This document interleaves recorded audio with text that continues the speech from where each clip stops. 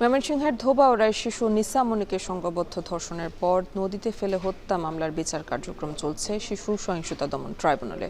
আর এ নিয়ে আরও খবর জানাতে ময়মনসিংহ থেকে যুক্ত আছেন সহকর্মী হারুনুর রশিদ। হারুন, নিসা মনি হত্যা ও ধর্ষণ মামলার বিচার কাজের সবশেষ খবর কি আছে আমাদের জানাবেন। ময়মনসিংহের ধোবাউড়ার আলোচিত শিশু নিছামনিকে সংঘবদ্ধ ধর্ষণের পর নদীতে ফেলে হত্যার ঘটনার যে মামলা হয়েছে সেই মামলার বিচার কাজ চলছে। ময়মনসিংহের চিফ জুডিশিয়াল ম্যাজিস্ট্রেট আদালতের শিশু সহিংসতা দমন ট্রাইব্যুনালে এই বিচার কাজ চলছে। আমরা দেখেছি যে ময়মনসিংহের যে শিশু ট্রাইব্যুনাল শিশু সহিংসতা দমন যে ট্রাইব্যুনাল রয়েছে এই ট্রাইব্যুনালের বিচারক সুদীপ্তা সরকারের আদালতে সকালে আসামিদের পক্ষের যে সাফাই সাক্ষীর সাক্ষ্য গ্রহণ শুরু হয়েছে এবং আমরা যতটুকু জানতে পেরেছি যে এই মামলার 4 জন আসামি রয়েছেন আরিফ, রাকিব, সিয়াম এবং মারুফ। এর মধ্যে 3 জনের বিচার কাজ চলছে এই শিশু সহিংসতা দমন ট্রাইব্যুনালে, আরিফ, রাকিব এবং সিয়ামের।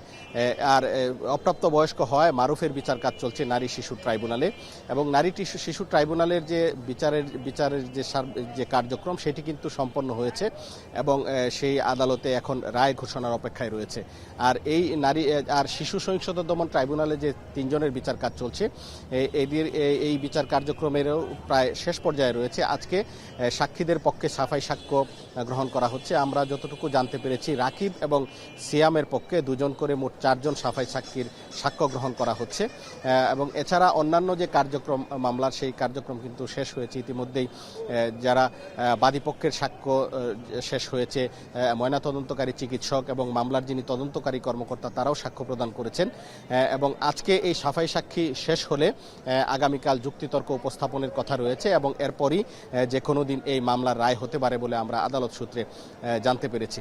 আমরা যদি একটু জানাই যে গত 14 জুন বিকেলে ধোবাউড়ায় নিসামনিকে সংঘবদ্ধ ধর্ষণের পর নদীতে ফেলে হত্যা করা হয় এবং এর পরদিন ময়নাতদন্ত সম্পন্ন হয় এবং নিহতের বাবা বাদী হয়ে ধোবাউড়া থানায় মামলা দায়ের করেন এবং পরবর্তীতে মামলার যিনি তদন্ত কর্মকর্তা এবং পুলিশ কিন্তু বিষয়টিকে গুরুত্ব দেয় এবং গুরুত্ব দিয়ে সেই মামলার 8 দিনের মাথায় 23 জুন অভিযোগপত্র দাখিল করেন এবং পরবর্তীতে 24 জুন অভিযোগপত্র গৃহীত হয় এবং গৃহীত হওয়ার পর কিন্তু মামলার কার্যক্রম চলছে এবং আমরা যতটুকু জানতে পেরেছি মামলার কাজ প্রায় শেষ পর্যায়ে।